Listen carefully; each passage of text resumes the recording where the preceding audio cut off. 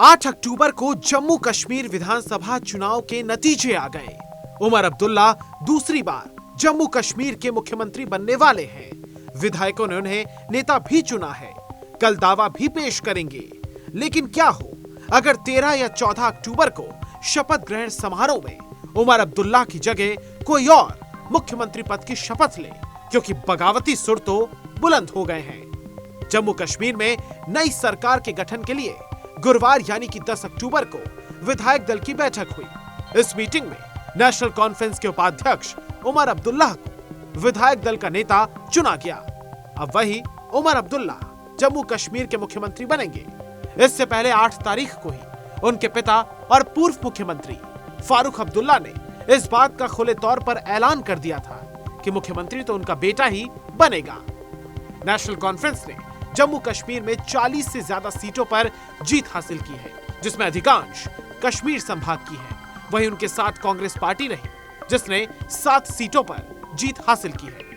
National conference और जम्मू कश्मीर में कांग्रेस के गठबंधन ने एक साथ मिलकर 49 सीटों पर जीत हासिल की है। आपको बता दें, इंडिया गठबंधन का 3 सदस्यीय प्रतिनिधिमंडल शुक्रवार को एलजी मनोज सिन्हा के साथ मुलाकात करेगा और सरकार गठन का दावा पेश करेगा। शपथ ग्रहण समारोह 13 या 14 अक्टूबर को होने की उम्मीद है। लेकिन कहा तो यह भी जा रहा है कि इस राज्य सरकार में कोई भी डिप्टी सीएम नहीं होगा। हालांकि कांग्रेस पार्टी नेशनल कॉन्फ्रेंस के साथ है, लेकिन फिर भी डिप्टी सीएम अगर नहीं होता है तो क्या कांग्रेस को ये बर्दाश्त होगा? नेशनल कॉन्फ्रेंस के साथ मिलकर चुनाव लड़ने वाली कांग्रेस को डिप्टी स्पीकर का पद मिल सकता है, यानी संतोष करना पड़ सकता है।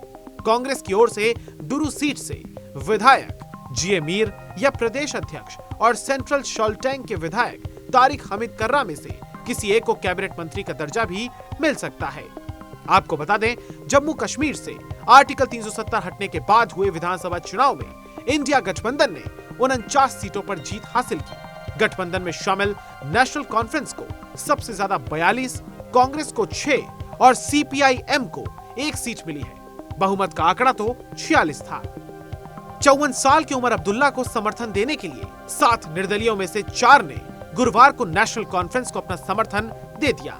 ये 4 निर्दलीय इंदरवल से प्यारेलाल शर्मा, छंब से सतीश शर्मा, सूरनकोट से मोहम्मद अकरम और बनी सीट से डॉक्टर रामेश्वर सिंह हैं। यानी कि 3 हिंदू विधायक भी अब उमर अब्दुल्ला की सरकार को अपना समर्थन दे चुके हैं। वैसे जम्मू कश्मीर विधानसभा चुनाव के रिजल्ट्स में भाजपा ने 29 सीटें जीती। पार्टी को पिछले चुनाव के मुकाबले 4 सीटों का फायदा हुआ। हालांकि जम्मू कश्मीर भाजपा अध्यक्ष रविंदर रैना नौशेरा की सीट से नेशनल कॉन्फ्रेंस के कैंडिडेट से हार गए। पार्टी कमान को उन्होंने इसके बाद इस्तीफा भी सौंप दिया। वहीं पूर्व मुख्यमंत्री महबूबा मुफ्ती की पार्टी पीडीपी ने सिर्फ 3 सीटें जीती। पिछले चुनाव में पीडीपी सबसे बड़ी पार्टी बनकर उभरी थी, तब उसने 28 सीटें जीती थी। वैसे जम्मू कश्मीर में कुल 33 हिंदू चेहरे चुनावी रण में जीते हैं, विधानसभा में पहुंच गए हैं। विधानसभा जीतने वाले इन 33 हिंदुओं में से सबसे ज्यादा 28 भारतीय जनता पार्टी के टिकट पर जीते हैं, तो वहीं नेशनल कॉन्फ्रेंस के टिकट पर भी 2 नेता जीते। 3 हिंदू नेताओं ने बतौर निर्दलीय चुनावी व्यू भेद विधानसभा पहुंचने में सफल रहे। 3 निर्दलीयों में से एक इंदरवल सीट से विधायक प्यारेलाल ने सरकार बनाने जा रहे नेशनल कॉन्फ्रेंस और कांग्रेस पार्टी के गठबंधन के समर्थन का ऐलान भी कर दिया है।